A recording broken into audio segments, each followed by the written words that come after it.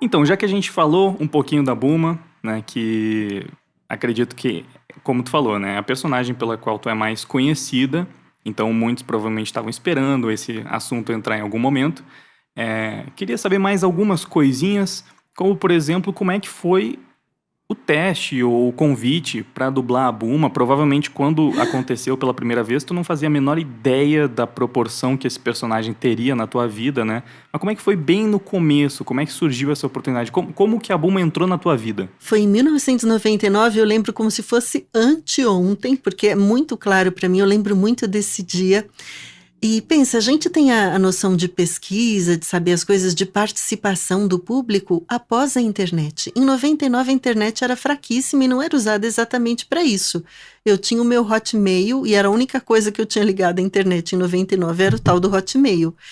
Eu estava subindo as rampas da Alamo e durante algum tempo eu não trabalhava tanto na Alamo porque era um outro coordenador que escolhia o elenco. Quando mudou para Angélica Santos, que é a voz do Cebolinha e do Long em Dragon Ball, eu lembro que um dia eu estava subindo a rampa assim, ela foi falando: Tânia, eu te escolhi para fazer um desenho japonês, chama anime. E a gente vai gravar ele, é japonês, mas a gente vai gravar ouvindo o original em espanhol, a dublagem do México. Então eles falam que o nome do anime é Dragon Ball Z. Porque Z em espanhol é Zeta ou Seta, né? Seta. Então, Dragon Nossa! Ball Zeta. Nossa, jura? Dragon Ball Zeta? E como é o nome da personagem? Bulma, Bulma. Parecia uma grande piada na hora. Parecia uma grande piada. Falei, olha, mas acho que vai ser legal, porque parece que faz muito sucesso e vai ser legal. Ah, tá bom. Menino, e começou. Então, isso já tinha sido feito Dragon Ball e eu não sabia, na verdade, que eu demorei uns 2 anos para saber. Pra você ver como não era essa comunicação que existe hoje. Já havia sido gravado na Gota Mágica, parece que foi pro SBT, Ah, lembra? eu tô ligado que tinha uma versão da Gota Mágica, que inclusive a abertura era diferente. Aham, tudo E eu diferente. assisti. Mas eu realmente não me lembro das vozes originais da Gota Mágica. Na minha Hum. cabeça, tu sempre foi a Bulma. Então, na minha também. Foram dublados poucos episódios, poucos, e foram ao ar no SBT. Tem gente que ficou com essa nostalgia até hoje, porque viu e marcou.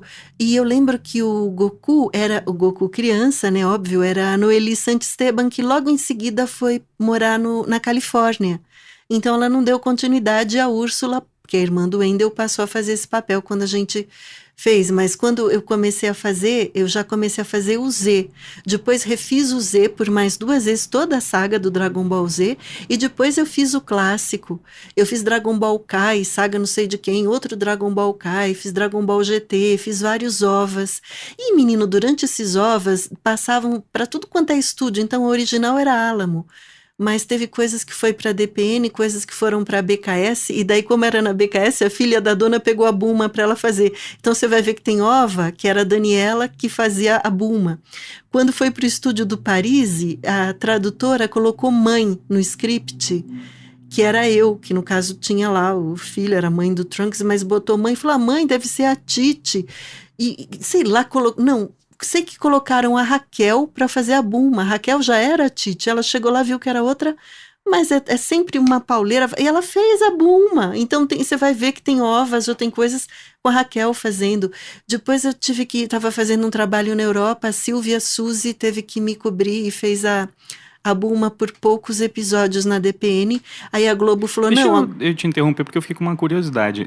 Esses OVAs que tu tá falando, eles foram lançados quando o Dragon Ball já era um sucesso, suponho.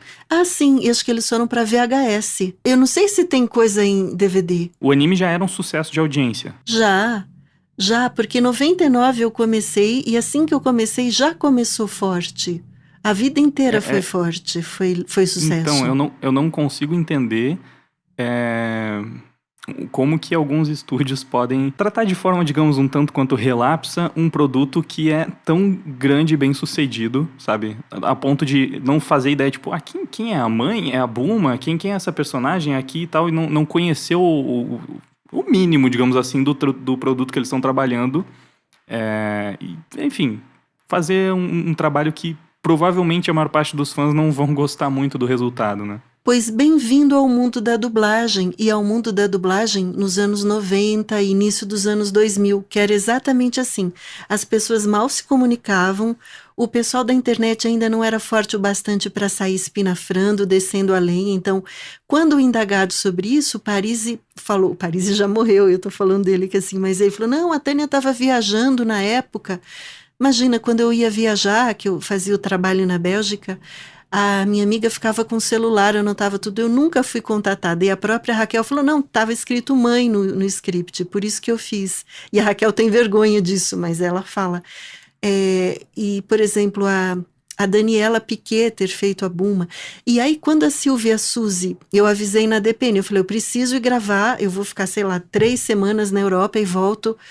E ele falou, olha, se tiver que fazer, a gente vai te substituir com a voz mais parecida possível. Quando você voltar para o Brasil, a Bulma continua sendo sua. Isso é meu acordo com a DPN. A Globo falou que a Tânia não fez esses episódios, então a gente vai colocar a Silvia daqui para frente, vai ser a Silvia Suzy. Mas a DPN bateu o pé e acho que os fãs também interviram na época, tiraram a Silvia, me colocaram de novo, mas isso foi um acordo. A Globo exigiu que fosse dublado naquelas 3 semanas que eu estava fora. Outra coisa, esse trabalho que eu digo que eu fiz fora do Brasil foi a coisa mais legal que eu fiz na vida. Vocês já devem ter ouvido algum GPS, ou às vezes vai num hospital e o painel chama, ou mesmo tem uma personagem no YouTube que chama Tia Bulma e é uma voz sintetizada, é a minha voz. Foi a primeira voz sintetizada do planeta, em português. A gente gravou isso na Bélgica, demorou 2 anos para gravar, foi de 2000 a 2002. Então eu ia, gravava uma semana, passeava mais 2 e voltava. Quando eu tive que ir para a Bélgica, eles já deram a agenda dos 2 anos, então eu não morava lá, eu morava aqui, eu ia e voltava. Então eles deram, vai gravar tal dia, tal dia, tal dia, tal dia.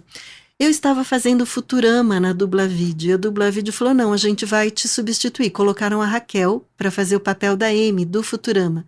Não esperaram. Estava fazendo uma outra série na Marshmallow, não, a gente não vai te esperar. Estava fazendo não sei o que na Centauro, não, a gente não vai te esperar.